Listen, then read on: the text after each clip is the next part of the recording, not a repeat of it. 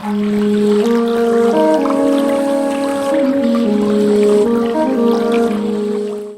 गुप्ता दिल्ली से। गुरुजी, क्या अगला स्तोत्र का एक मंत्र है, उसे जब विवाहित स्त्रियां या विवाहित पुरुष को नहीं पढ़ना चाहिए, और क्या स्त्रियों को पत्नी के स्थान पर पति लगाना चाहिए, तो पुरुष क्या लगाएं? कृपया मार्गदर्शन करें। गीता, ये दुर्गा शब्द से उठाइए। आप संपुट मंत्र की बात की है आपने, और संपुट मंत्र इस प्रकार है, ये 14वां मंत्र है। ये है पत्नी मनोरमाम देवी, पत्नी मनोरमाम देही मनोवृत्तानुसारिणीम तारणीम दुर्ग संसार सागर से कुलोद्भवाम।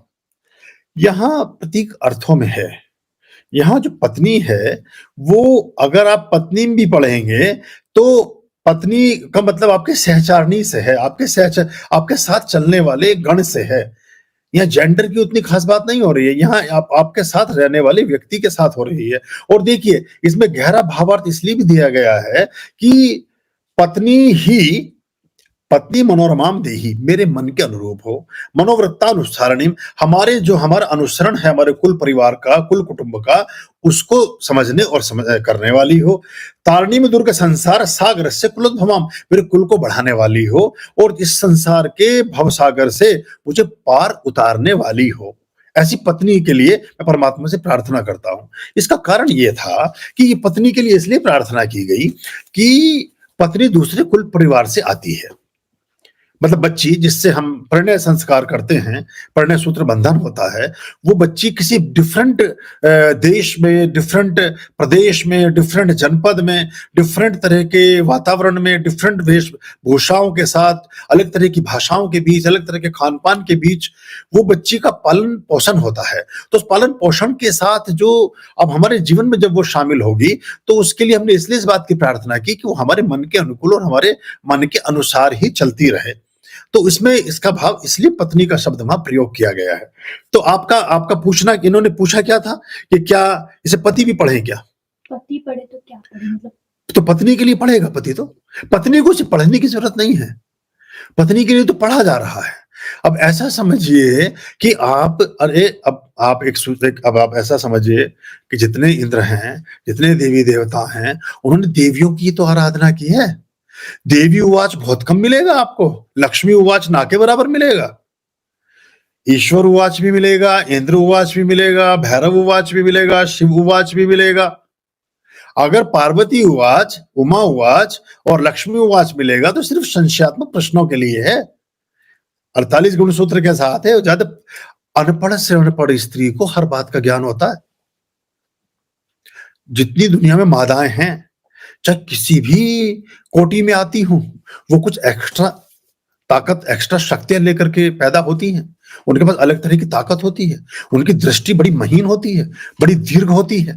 तो ये तो पुरुषों को करने की जरूरत है सब, इसलिए उन्होंने सारे ये पाठ लिखे हैं और सारी चीजें लिखी हैं। और नारद ऋषि उवाच सब आप कभी उठाइएगा कोई पुस्तक, आपको कभी नहीं मिलेगा कि देवी उवाच या देवी को कुछ मंत्र को पढ़ने की जरूरत पड़ी हो। बहुत कम स्थानों पर आपको मिलेगा। पढ़े तो कैसे करें, पत्नियां भी पढ़े तो क्या करें? अगर वो अर्गला को पढ़ रही हैं तो इसी को पढ़ें। कोई ये देखिए, जहां पत्नी की बात है, यहां आपके साथ संयुक्त हो रही। अब यहां गुण सूत्र की बात हो गई, जो प्रतीकात्मक बात में कर रहा था। अब यहां वो है कि जो भी आपके साथ संबद्ध हो रहा है, अब ये अगर पत्नी आप हटा भी दें और अगर आप ये पति कर दे, करने की जरूरत नहीं है, लेकिन अगर समझ लें कि पति भी यहां है तो भी तो उसका भावार्थ वही का वही हो जाता है।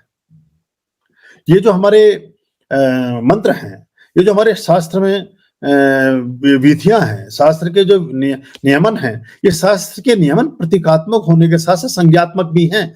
अगर एक वाहन की बात कोई आदमी कर रहा है तो जितनी प्रकार के वाहन है सबकी बात कर रहा है वो।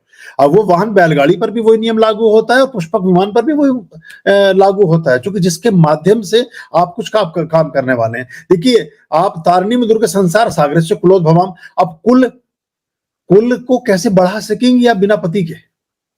और जो सत्यवान सावित्री की कथा है, इसी से तो यमराज से प्राण वापस लेके आ गई थी वो।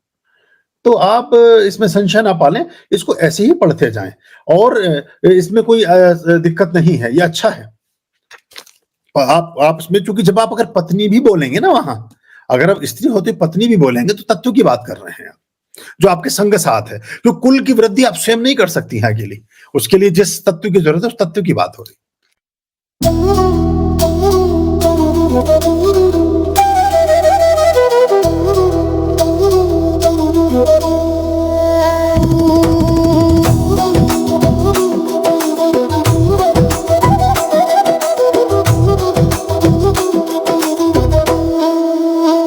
वो है समय से परे, हारे शीशों का दुख हरे,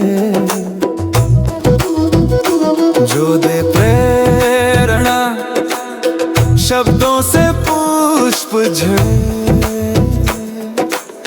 जो हो जाए उनका संसार से तरे, भवसागर से तरे, संसार से तरे, भवसागर से तरे, संसार से तरे।